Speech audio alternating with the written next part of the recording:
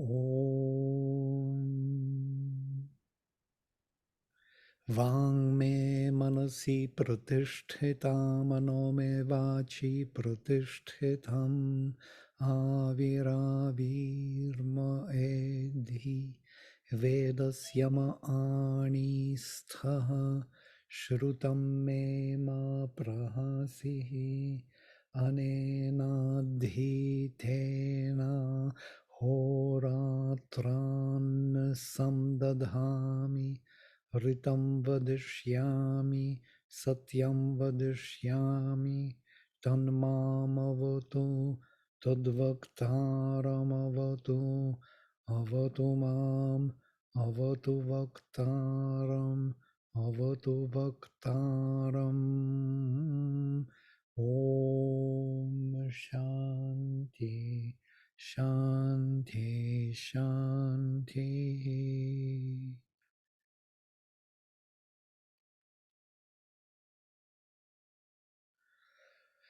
So today we take Somahuti Bhargava. Next hymn, it's a Vladimir, typical... I just Oh, Kinshuk with us. Nice. We were already saying that you shall not come and we will miss you already. We missed you already. Yes, made it somehow. Oh, nice, nice. We are very glad. And thank you for this passage, beautiful passage. I was writing to you my impressions on it because Sri Aurobindo is actually creating in us, in our consciousness, in our mind, the framework which will give us answers, you know. He does not give answers. He creates the structure which will allow us to find the right answers. So I had so many thoughts, beautiful thoughts on this, on how mind is to be illumined by intuition as a bridge between the superconscious Right. and how it has also subconscious and that bridge will work only as, you know, it bridges the realm where the knowledge is holding within the power to the realm where the power holds within the knowledge. And so in between this beautiful bridge, mind, but it has to be illumined, ignited by intuition, and then it will work. Very beautiful passage. Thank you for sharing this.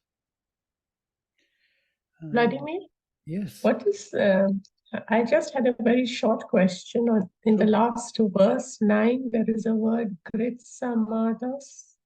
What does that mean? Kritsamada. Kritsamada is this clan of the Rishi. It is Gritsamada Rishi, who is the whole second mandala is of Gritsamada. Okay, thank you. Yes, it is his name, Bhargava. He belongs to Bhrigu family. And now from his family, from Bhargavas, there is Somahuti. With this Somahuti, we have several hymns. Yes, it's number 3, I think, already of his. So today it is Anushtup. Hota janishta chetana pita pitribhya utaye prayakshan jeniam vasu shakema vajino yamam. Ayasmin saptarashmayach tata yajnasya netari manushvat daivyam ashtamam pota vishvam tad invati. Hota janishta chetana. A conscious priest of the call is born to us. Pita pitribhyah utaye. A father is born to his fathers for their safeguard. Utaye. May we avail to achieve by sacrifice the wealth that is for the victor, prayakshan jnaniyam vasu, and to rein the horse of swiftness, shakema vajino yamam.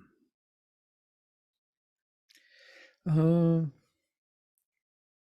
Actually, I'm reading with the Anushtup iambic meter, but the stress, the accent is different. Shakema vagino yamam, vagino yamam, shakema vagino yamam. And this is kind of interesting. Stress is totally different accent in the words. So Hota, as we know, he is the summoner. A summoner of the gods was born conscious. Ajanishta was born Chetana, conscious. Father for the fathers. Pita Pitribhyach was born to fill them with his presence, Utaye. Now I translate Uti as Shubindra translates the same root av. Av and U weak form and Uti are from the same root. Yes. So Av means to protect. That's why he puts here safeguard. To protect, but to protect by filling from within, by fulfilling them, yes, by occupying their inner spaces. So the Father for the fathers, for filling them with his presence. So there are many fathers in this manifestation, and they all represent the Father, yes. And the Father has to fill or to fulfill them with his presence, and thus to protect them, to safeguard them, because they will have to fulfill the purpose of the Father. So these fathers or ancestors of ours, Pitris, are representing the Father, the universal Father. Yeah? They play the role of the Father here for us. And we are the children, so to say, of theirs. They're constantly guarding us, constantly taking care of us, as Sri Aurobindo says somewhere, that Angiras Rishis are always and still there and always, trying to assist the soul of man in his journey. Yeah? So this is the Pita Pitribhyah Udaye, Prayakshan Janiyam Vasu. Interestingly, Shubhendra translates here Vaso as wealth, yes? To achieve the wealth, Prayakshan Vasu, that is for the victor, victorious Janiyam.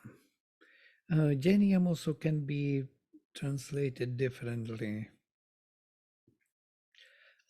From Jan or from G. So both are accepted by Indian tradition. I think I even wrote here this. No, I didn't use this Janium. It is a typical Vedic word. We meet it everywhere. Maybe I should look into it. Prayakshan Janium. Prayaksh, yaksh. Yakshayate yaksh is to be quick, to speed on. And most probably also from here, yakshas, these specific beings, who are like rakshasas, yakshasas. There are many of them who are jumping on you. Yakshas is a spirit which is unknown, which is hiding, which is veiled, which is unclear to our sight. We do not really perceive it. It is used also in the Kena Upanishad, yes? Kimetad yakshamiti. What is this yakshas? And this root yaksh, interestingly, because it is most probably subjunctive, or 100% on my view, is subjunctive from root yaj, to sacrifice. So the one who could sacrifice forward, who should transform Vasu of the victor. Victorious wealth should transform in time forward. Or literally, as Sri Aurobindo says, um,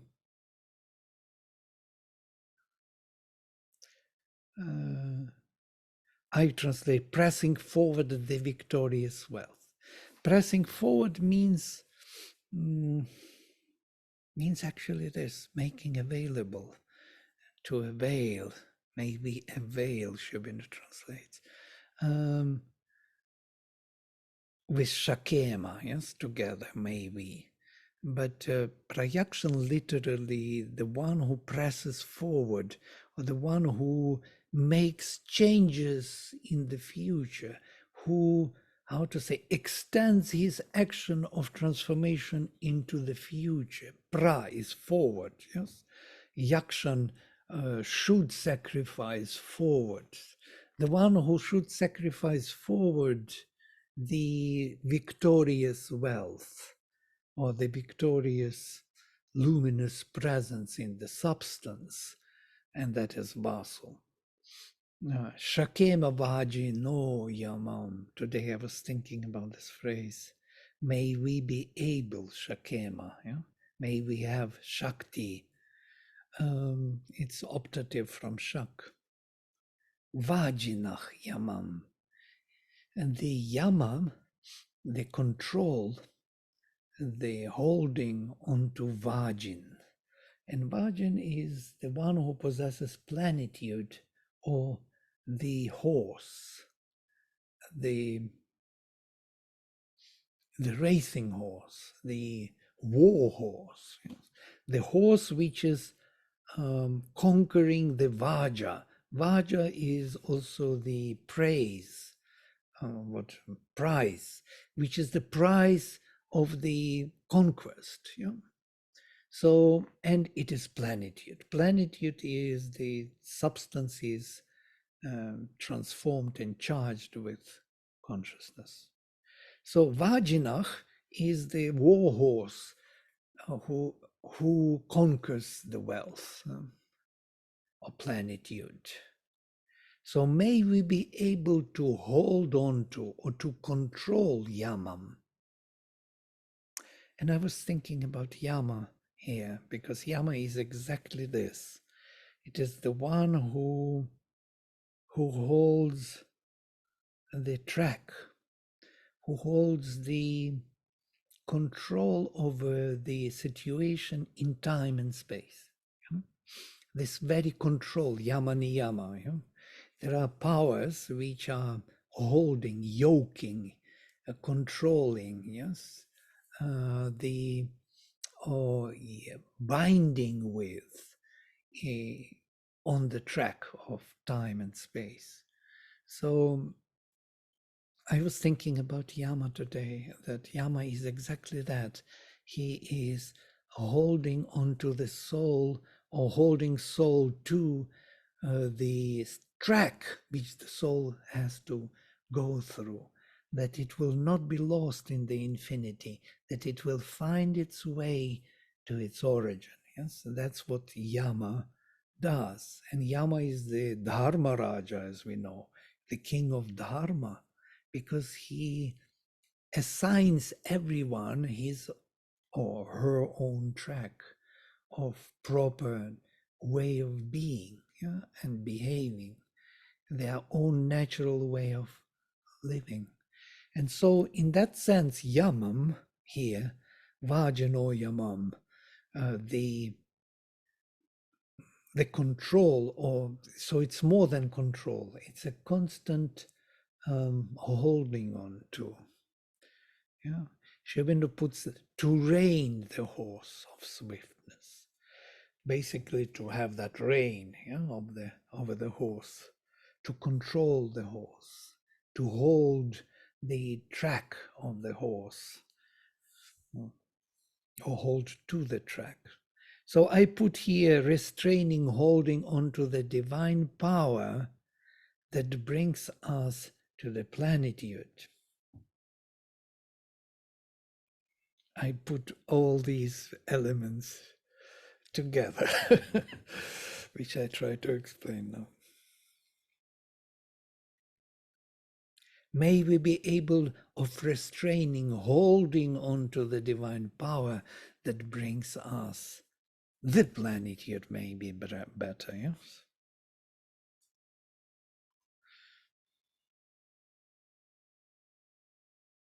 Two is better.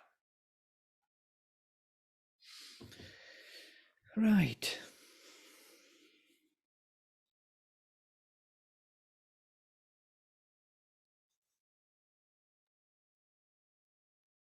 Vladimir, this is so similar to Varuna who holds the gods to their promises. And I think somewhere Sri Aurobindo says this also, that Yama is a later derivative of Varuna. Yeah, possibly. And Yes. Varuna from, interestingly, because we translate Varuna as the covering sky, but it is also Vri, which is choosing actually, Vranute, from root Vri, to choose a particular, yes, he is dharmic deity, absolutely, in the Veda. And Yama is later Dharmaraja, yeah? But not in the Veda. Yama is not Dharmaraja in the Veda, only Varuna. So that Dharma was kind of passed to him, so to say. Interestingly, because Varuna is the divine being, yeah, the purity of the divine being, that our Sat, our soul, our self. Whereas Yama is the first man who died and found the way back to the origin. That means representing most probably ourself. Yeah? It's this the self of humanity. What the same as Satyavan. Satyavan is the soul of humanity from Sat, yes, from the one who is, because the being is the self and being is the soul. Though we have always this interesting kind of discussion here about the self and the soul, because the self is the being and the soul is the consciousness of that being. So if we put them together, we will have a fullness, self and soul, being and consciousness. This is the original self, conscious being. And once it is conscious, it emanates Ananda. Ananda is the result of this conscious or awareness of the being. But the being must be there, the self. And in that sense, I'm trying to make a kind of connection between Varuna and Yama. Yeah? Yama is the self. And later, interestingly, this is amazing, because Yama later becomes exactly the Lord of Death, so to say, in the post-Vedic literature, because he is that very self. And if you read what Sri Aurobindo speaks about the Lord of Death, it is the self. It is that life which became death, that life, not life in terms of vital being, but that's transcendental life, which is Sat, being. Being became non-being. And that is the definition of the Lord of Death, that he has the power. You remember how he called one by one to all the powers. First he called to the night, but she refused his call. Then he called to hell, but sullenly it retired. He called to the falsehood from which he was born, his vast sustaining self. Interesting, falsehood. But something, it refused its call. Now I remember. It refused its call, and then he called to its own strength.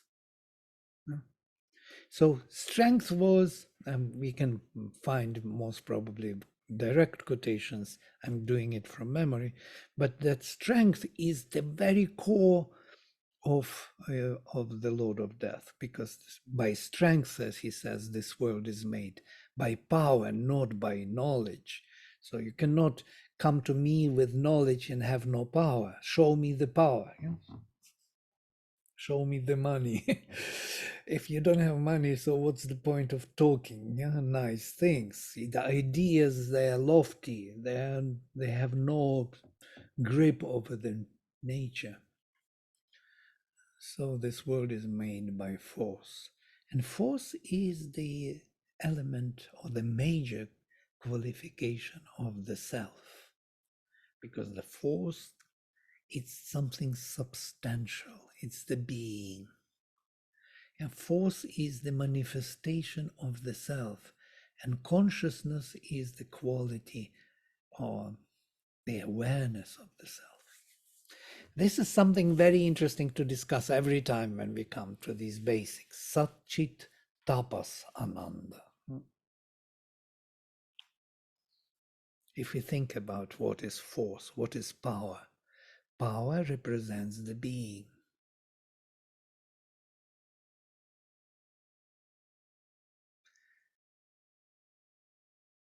Of conscious being.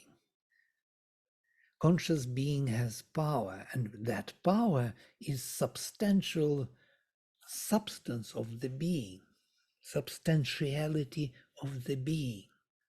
Otherwise, power would not be there. That's why we have, the higher we rise, the more power we have, the more consciousness we have, the lower we come, the more power we have, but less consciousness. And this is what you send the passage today. Exactly this. Yeah? The power is below, the substantiality of the being is below, but consciousness is lost gradually. And when consciousness is gained higher, then the power is included into the consciousness. Not other way around. Below it is power which is including consciousness, veiling it. Above there is consciousness which is holding power within.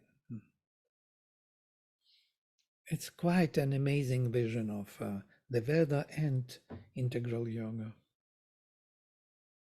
So in that sense, yama is a control, from yam to control.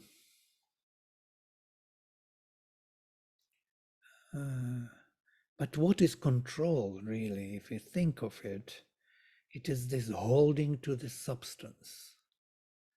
It is holding to the track of the self in time and space. In all the possible changes, you're holding to the yourself, and that is yama.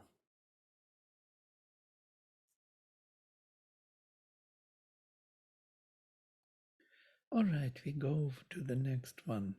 Yasmin saptarashmayach tata yajnasyane manushva daivyamashtamam pota vishvam tad invati. The seven rays are extended in this leader of sacrifice. There is a divine eighth that carries with it the human.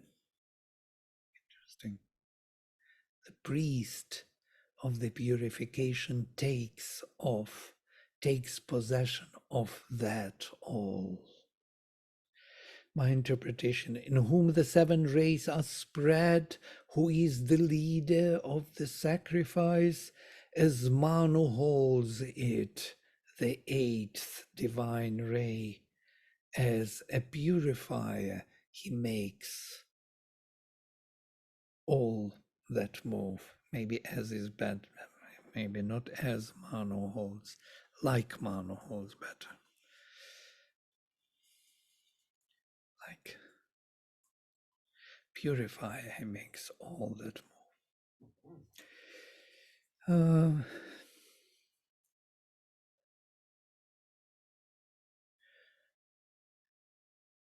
In whom Yasmin, the seven rays, Saptarashmayach, yeah? In the leader of the sacrifice, Yajnasya Netari. Netri is the leader of the sacrifice. There is a divine eighth, Daivyam Ashtamam, that carries with it the human, manushvat, literally the like mano or having mano. Manu can be left as Manu as the matrix of all human beings, as the mental matrix which makes us human, man. Man, mental, mind, the same etymologies, and Manu. Manu is the one who has freedom of mental will. So, and the eighth one, divine, who is like the Manu, or who of the quality of the mental being, or a human being, who carries with it the human.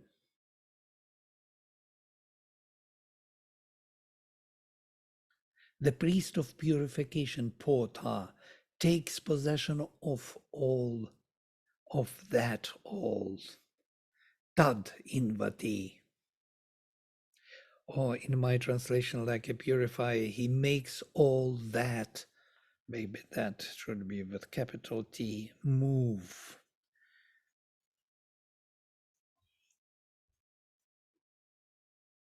Vladimir, Yes. what do the 7 rays refer to?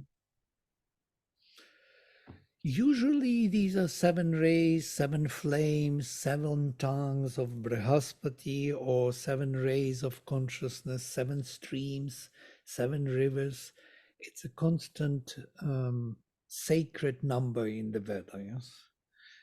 7 rays of consciousness Are they qualities of consciousness? is Satchit, Ananda, Vijnana, Manas, Prana, and Annam. Yeah? So usually in the post-Vedic literature, we will translate these 7 in this way, covering the whole range of the... But in the Veda, I would say it is not the same. In the Veda, it is interestingly would be Sat, Chit, Tapas, Ananda, Daksha, Amsha, and Surya. Or Varuna, Mitra, Aryaman, Bhaga, Daksha, Amsha, and Surya, triple supermind. So it's transcendental 4 and triple supermind constitute 7 rays, which, when projected into the lower hemisphere, generate triple overmind, yeah, supramental overmind, and intuition, and 4 levels below. Yes, so we would have mind, a vital, double vital usually, because there is a power in it, and the knowledge. Vital life has both power and knowledge, and matter. So basically this reflection of the 7 worlds transcendental into this lower hemisphere, 7 worlds, you know, is the same 7 rays. It depends how you want to look at them, at the higher 7 or the lower 7. Does it make sense to you? This is something basics which we learned from the introduction to the Veda, yes? About these 7 higher and 7 lower realms. Actually, only with Sri Aurobindo we discovered this. We never knew that there was some triple overmind, yeah? Trirochana, they call it in the Veda. 3 luminous realms above the mind, above the heavens. There are 3 heavens, triple mind, and there are 3 luminous realms above the 3 heavens. So this triplicity, yes, is constantly there. So this triple supermind, and then we have triple mind, triple vital, and triple physical. This triplicity is being projected into every one of them. That makes sense. Thank you. Yes, but I always think about 7 rays as those transcendental rays when I meet in them in the Veda. as Varuna Mitra Aryaman Bhagat Daksham Shan Surya, or Satchit Tapasananda and Triple Supermind. Always, somehow. And I believe it is that. From what I read and what I understand. It is not Satchit Ananda Vijnana Manas Pranayanandam, as it is known later in Puranas.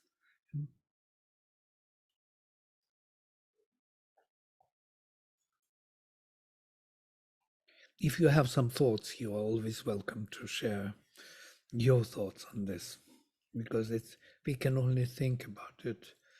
It's the structure which is helping us to yes Nidhi.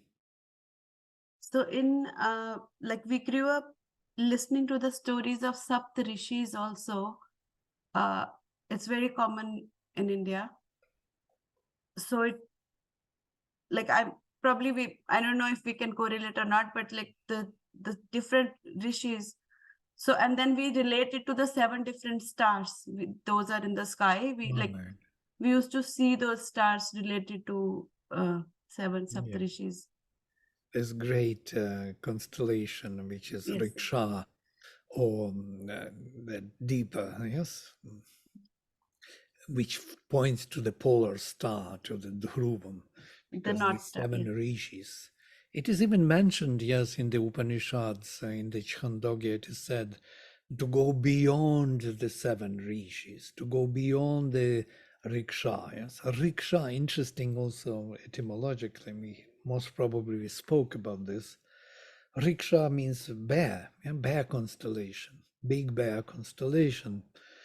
And it is Riksa, the one who bears or carries Rig Veda, the word, the divine word, the rhythmic divine creative word. That's how rishis are rishis. Yeah, they represent Riksha. They represent those who manifest the word. And the word is, what is the word? Is the action of consciousness. Yes. It is that which manifests everything. The word creates. These are the 7 sons of Brahman, of the Prajapati or Brahmanaspati, who creates the worlds. And interestingly, in the already in Brahmanas and Aranyakas, he, the creator, turns into each side, each direction, and he pronounces the mantra, and the space comes into being.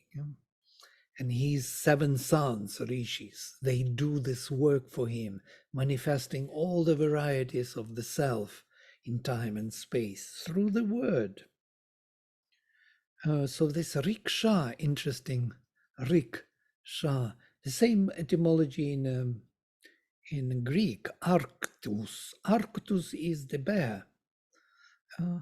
And Arctica from here. Arctica is that which is pointing to the northern star, that wide bear, yes, that big bear constellation, which is in the north. That's why north is the most sacred in Indian tradition. The north is the most sacred in Indian tradition. Who would have thought? Yeah? When you do yogic exercises, you have to turn towards the north and sit down towards the north when you do pranayama or japa or whatever. Or to the east, either to the east. East is second choice. The first choice is north.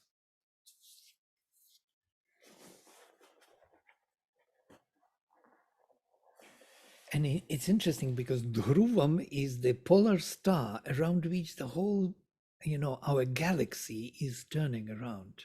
It is something which is holding like a point, the whole manifestation of this universe. Yeah?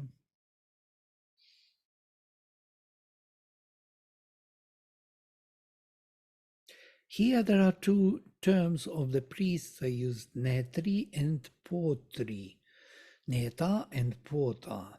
Interesting, both of them are later the priests of the sacrificial Soma yagas. Yeah, it's all connected with Soma sacrifices.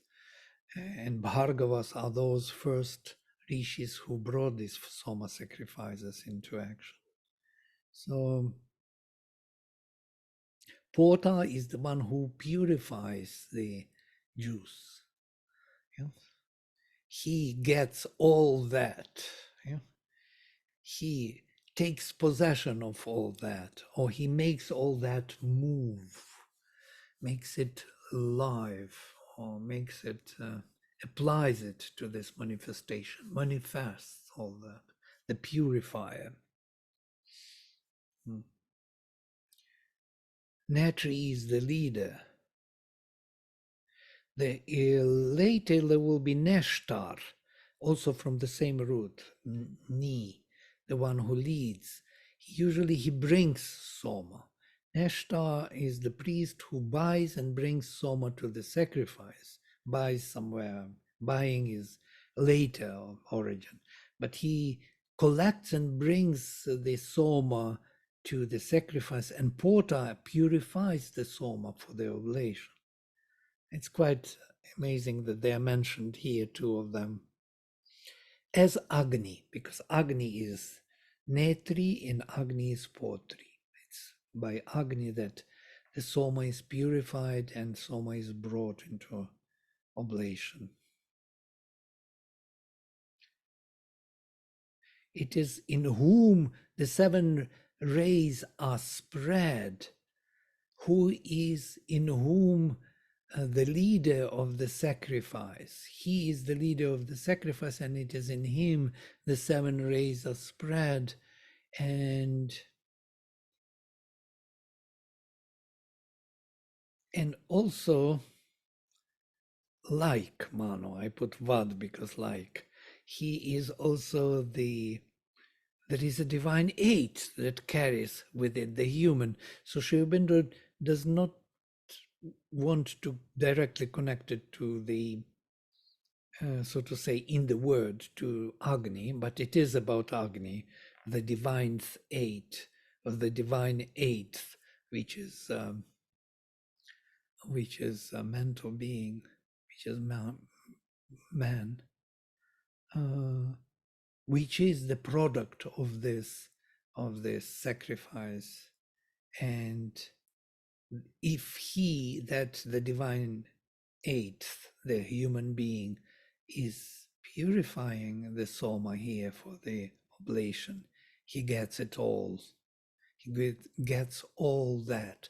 That is usually the transcendental Satchitananda. But especially when Sri Aurobindo puts all that, look, capital T, he means usually even maybe more. He means all, as you sent a beautiful passage today, how beautifully it is corresponding. He speaks about subconscious all and superconscious all, and he says that superconscious and subconscious are 2 different formulations of the same all. Capital all. So look how beautifully it fits here, that all. But that always points beyond, that far. So it is the same all eventually.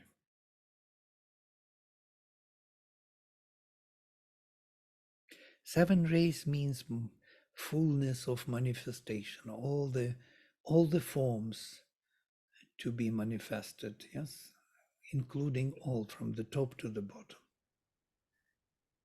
Vladimir, Yes. in one of the earlier sessions, much earlier, I think somewhere we mentioned Prakasha, Agni, Vidyut, Jyoti, Tejas, Dosha, and Shaya are his 7-fold objectivity. And, and Agni is the master of the vehicle. Yes. Oh, there will be more to it, definitely. So what do you want to say? Say. I know the 7 rays, I mean, is it somewhere related to that as well? And the I'm priest of sure they are purification. related, yeah.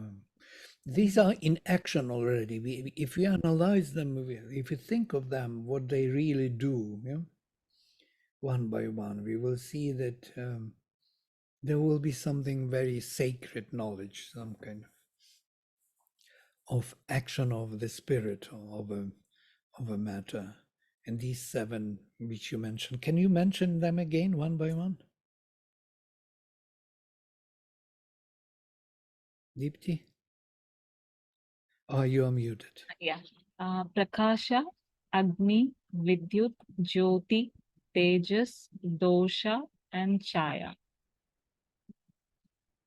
Interesting that dosha and chaya are already, dosha is darkness actually, and chaya is the shadow. Uh, but before there is vidyut, there is lightning, there is tejas, there is jyoti. These are all different roots for different um, for the same meaning of shining. Yes, to shine. Yes. Yeah, I don't know whether you have shared the notes or something, Vladimir. Like in my notes, I put Chaya, negative luminosity of Anna Kosha, uh, Yeah.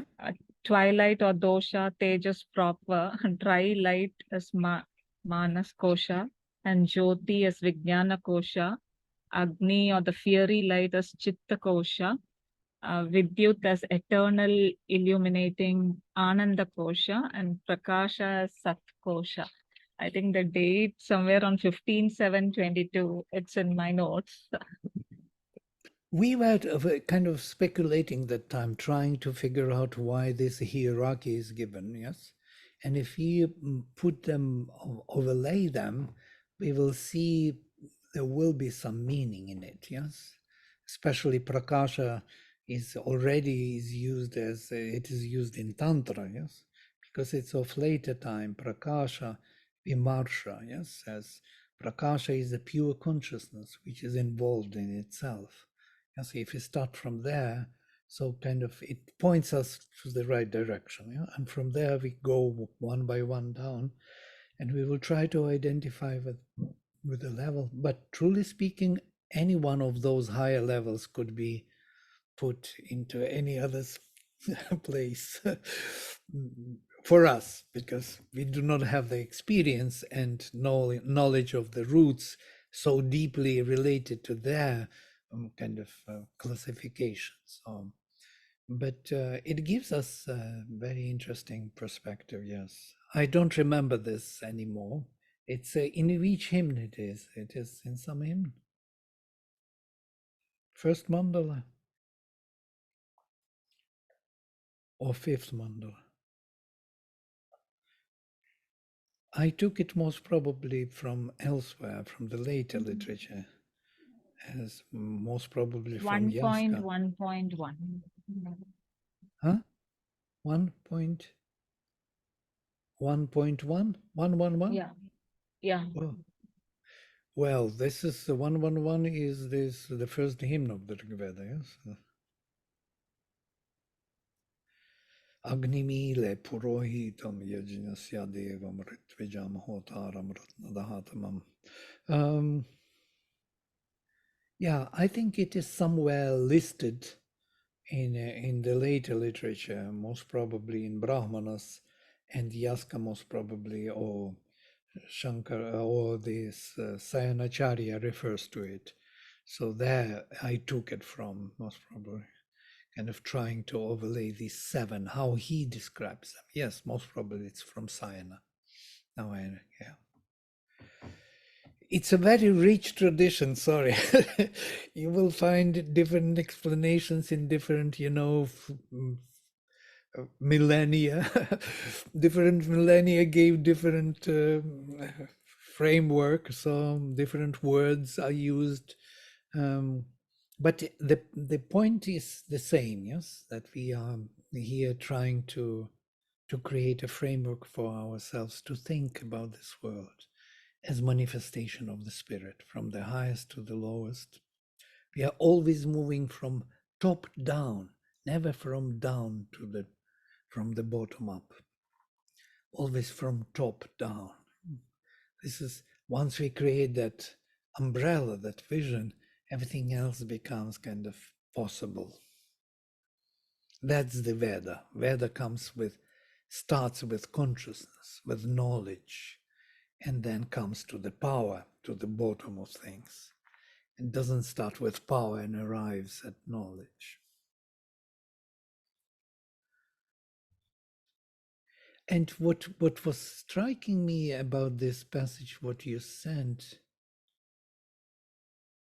also, is that the explanation what Krishna gives, I will come to this knowledge and power because today is the topic of this, that Krishna gives in the Gita, that all the actions, because Sri Aurobindo speaks about actions here, ending in the knowledge experience, jnane parisamapyate. So the actions are needed only to discover the being, yes, the awareness of the being. Once we have the awareness of the being and we have the being, then the transformation takes place. So all our activities here are knowledge related only. Though they may think that they are kind of power related, we may think that they are needed for some kind of multiplication of the prakriti, or creating something, or getting some pleasures out of it, squashing it for our own egoistic pleasures. But it is not. It is actually a secondary, it's a byproduct, yeah, egoistic enjoyment. And that too, that knowledge is knowledge of identity. That means Absolutely. knowledge by identification. I mean, so all knowledge is ultimately about identifying with the self. Right. Uh, Absolutely. so- So all here is done only for that, to find that track back, to find that awareness, that consciousness, which corresponds to that power which we are given. We are given power of action, but we are not given an awareness of that, what it means. So the power becomes the means to arrive at knowledge, you know, only. There is no other purpose, actually. Interesting. Yeah? We think that we have to manifest civilizations, that we have to create technologies. We think that this will make our life easier, but easier for what? Again, to have time to discover who you are. So all these are means, only means for one particular reason, nothing else. Here, when Sri Aurobindo spoke about this, how intuition has to connect power and knowledge, in this passage, which intuitional knowledge is that which is common between them, and the foundation of intuitional knowledge is conscious or effective identity between that which knows and that which is known. It is the state of common self-existence in which the knower and the known are one through knowledge. And when he said this, it just hit me, through knowledge. Oh, this is what we are looking for. That bridge which will connect the knower and the known. This is an amazing knowledge, actually. Once we understand the purpose of our life here, now we have to live according to it. Yeah? All right. Okay, I can stop here for today, and we can. Yeah, I want to hear your thoughts. Somebody was writing something.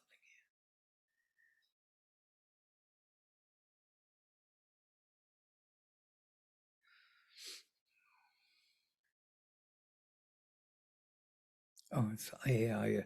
AI is talking to us. He wants to assist us, help us out to make a summary. Okay, I will stop projecting. So you have some thoughts. Please share your thoughts, your highlights, your intuitions.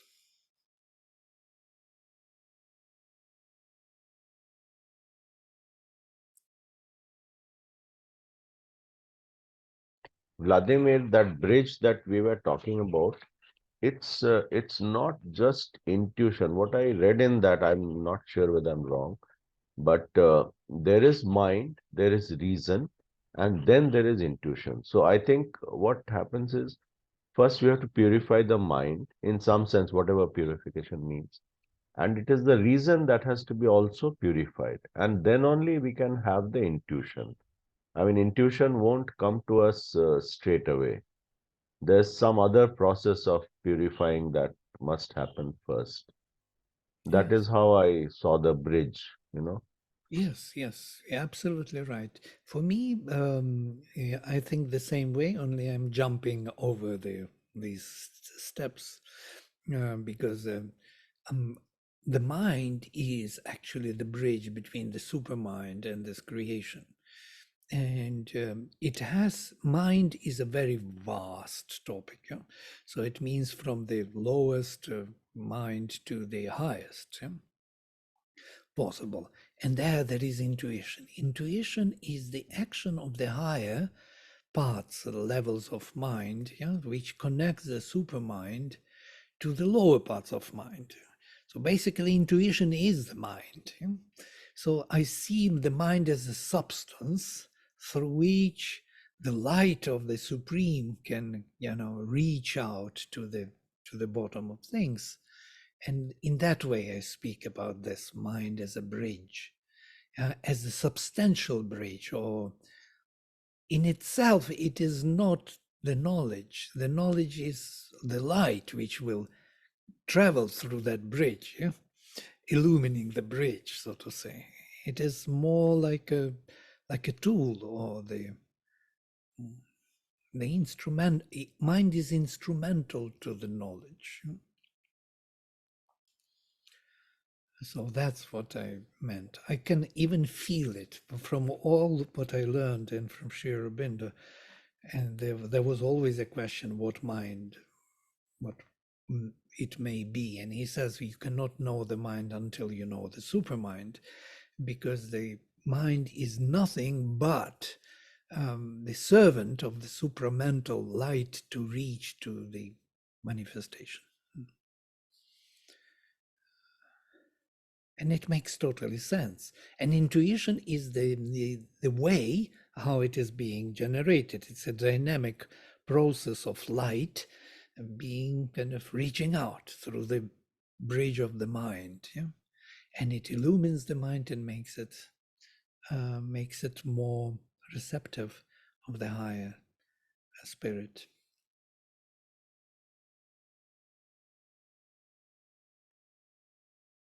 But Vladimir, we say the same thing in different ways. Yes, Kinshuk. So I'm totally with you, 100%. Yes, Deepti, you were saying something.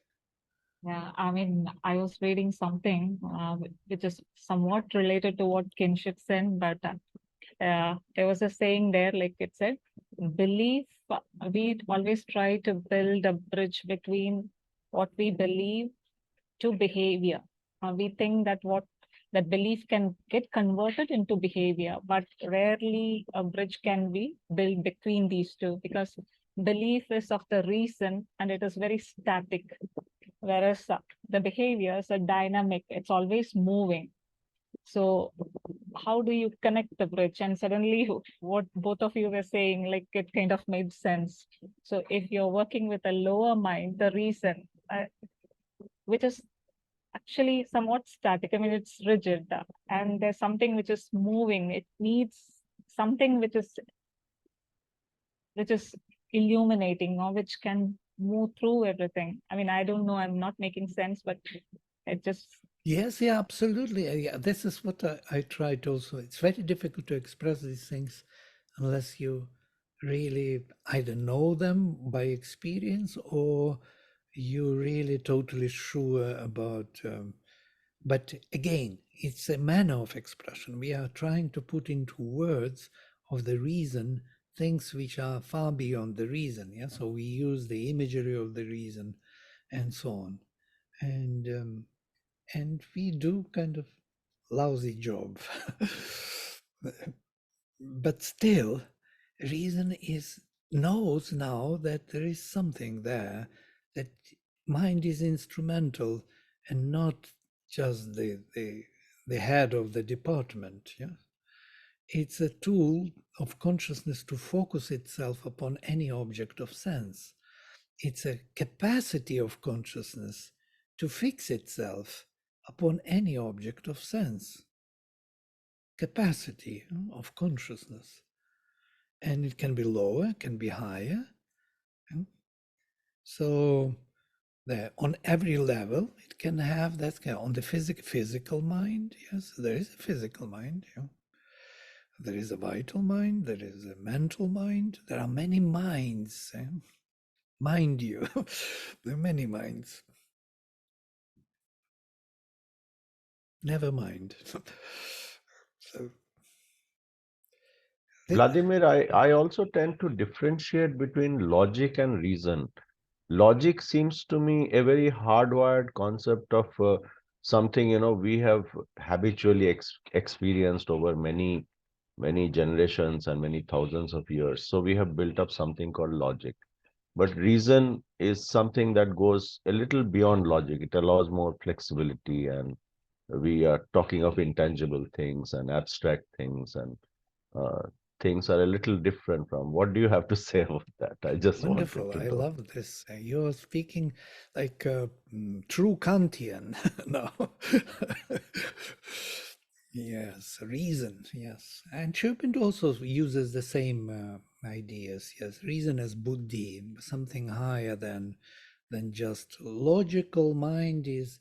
Again, logical is when mind is focusing on step by step. He discovered this step, and what is next step from this step to the next?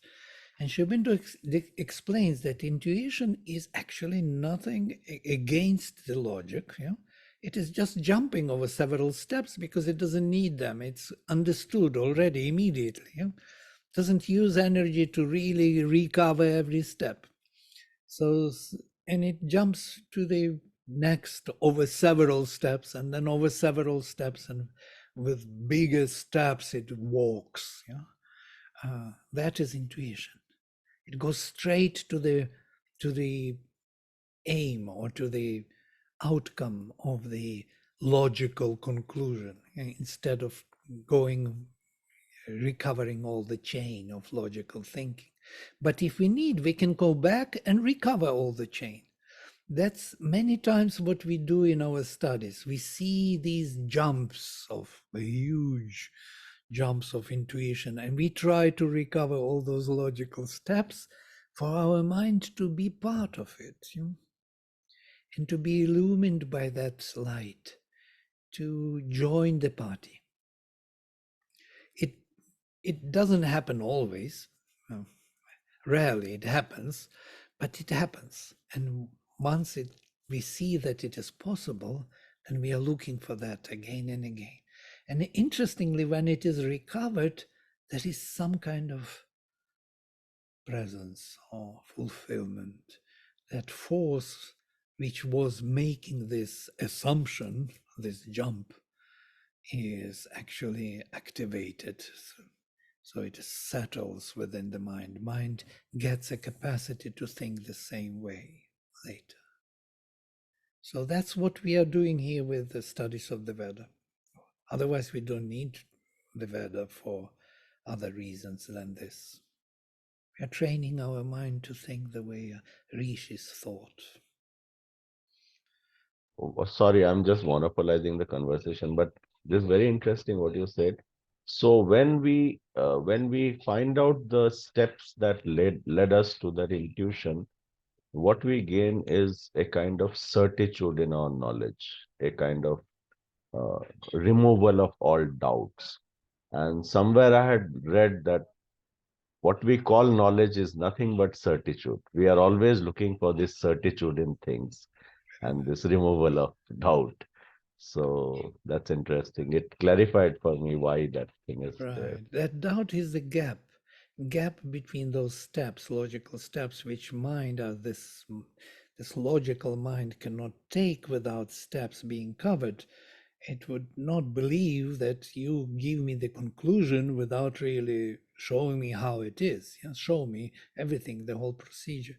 So that's what we try to recover. And Sri Aurobindo did a tremendous work in the Life Divine, especially, recovering all those steps. He gives us the frameworks in which we could recover ourselves the steps, because the major framework is there.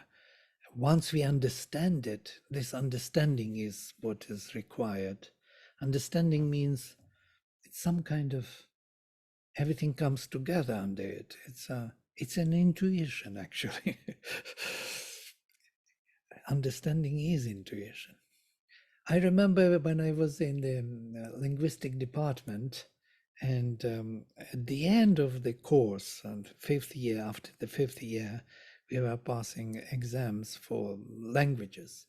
And so my teacher, my professor, asked me, how do you know that this is subjunctive case?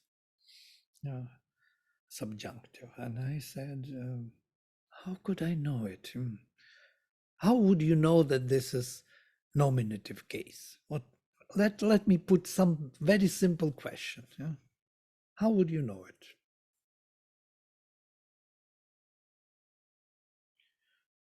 How would you know that it is a present case, the present tense? He goes home. How do you know?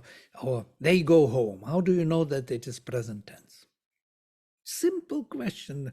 And I really was lost, because how would you know? And I said, I feel it. And my professor was so disappointed, nearly put down my mark, because I said, no, how can you say you feel it? It is in the form. For him, it is the form. But go, we go home. Go can be used not only we, but you go home, they go home. There can be many go to go. And so you cannot recognize by the form that this is the present tense.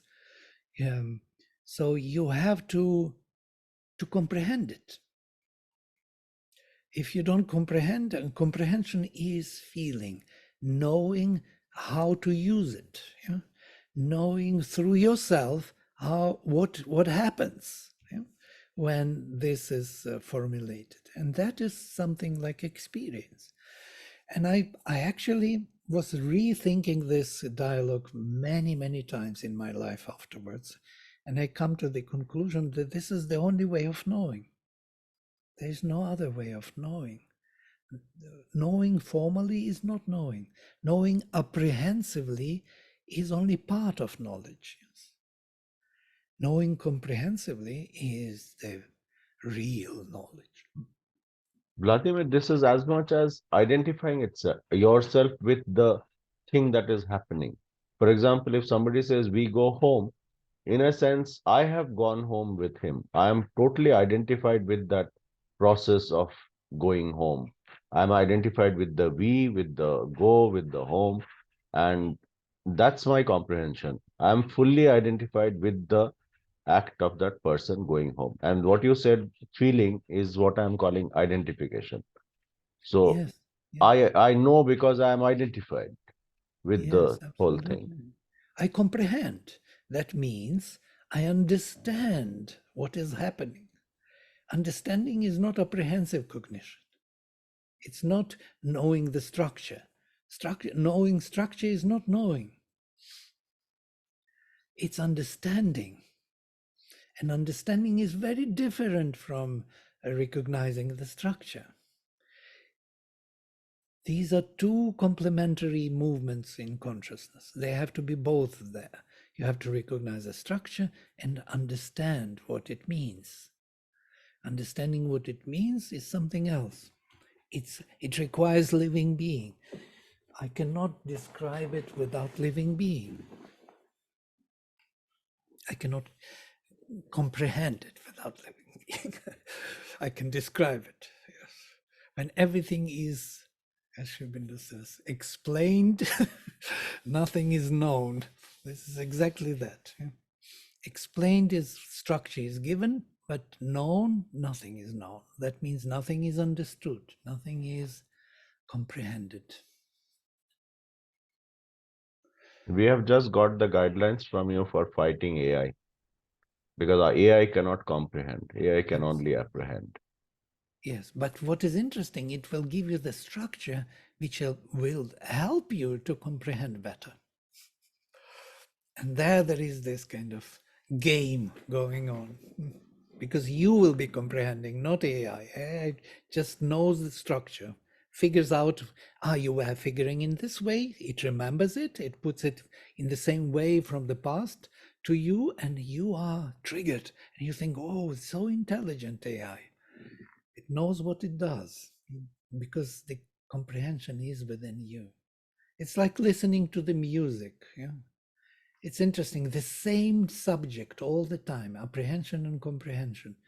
I remember the musician from Indian classical music was such a beautiful singer in Auroville, and I asked him. He is top singer in the world, and I asked him, "Do you always do this magic?" It was magical. Yes, we were all taken by that beautiful concert.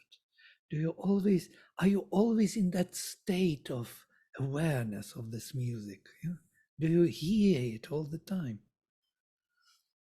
And he says, no, not all the time. Sometimes I'm in that state, sometimes not.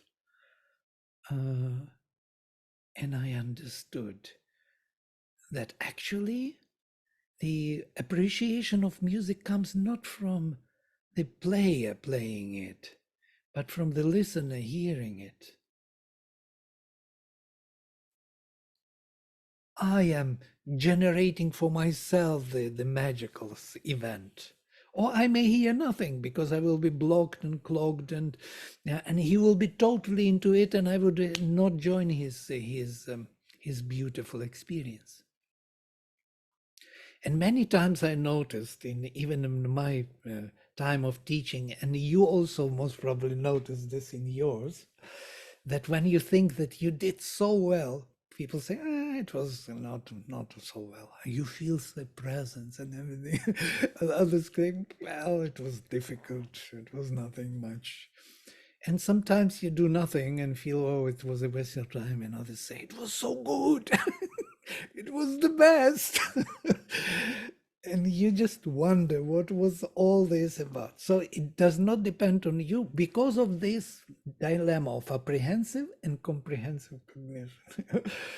I may give you the structure which will help you to comprehend, or I may give you a comprehension which will help you nothing. I will be so happy with my own comprehension, and you will be wondering why he is this giggling here and doing nonsense. Because there is no structure to hold on to. There is no framework within which you can find your comprehension. So I guess we exhausted the topic. No, I have just something more to say. So in Plato's this thing, there is something called Plato's unwritten dialogues. It seems once he said that the best of knowledge cannot really be written down and the comprehension cannot be conveyed. It is when I speak to you, and he forbade his people from writing down everything. So apparently, those lectures he just gave and they were never written down. So there is something very similar. I mean, you cannot convey comprehension, it becomes a dead thing. So it's a Interesting. different thing altogether. Very interesting. The same thing we discussed in our conference in CIAS, that, the objective, the third person inquiry method, and that scientific, descriptive, detached, objective kind of exposure of the knowledge. A subjective first person inquiry method, that means my comprehensive understanding of myself and what is happening with the knowledge I have. And there is something in between, which I could call as the second person inquiry method, dialogue. When I touch upon the objective knowledge in my subjective way and convey this to you in the way that you will find your way to relate to it. And this is something interesting. The comprehension could, yes, occur in that moment because I got the comprehension with objective knowledge. And so we can match it or we can mismatch it. Doesn't matter. Matters that I involve you as comprehensive being. I'm not delivering you the structure. Did you notice with all these presentations in the scientific institutions, this delivering of the structures, recognition of the same patterns of talking? Oh, he speaks my language. He speaks the same formulas here and there. I have the same formulas, so he is right. Yeah? Or he speaks some other formulas. He is not totally right. Yeah? God knows what he talks about. So it is apprehensive, very easy surface comprehensive comprehension. But to go deeper, it needs really a dialogue, not a delivery, not to speak at, not to present. We need to converse. We have to be both involved. Great. Okay, thank you. I will close with mantra. I'm already 15 minutes over. Om Sarve Bhavantu Sukhinaha Sarve Santu Niramaya Sarve Bhadrani Pashyantu Ma Kaschit Dukha Bhag Bhavet. Om Shanti Shanti Shanti. Shri Guru Bhyo Namaha. Harihi Om. See you. Bye.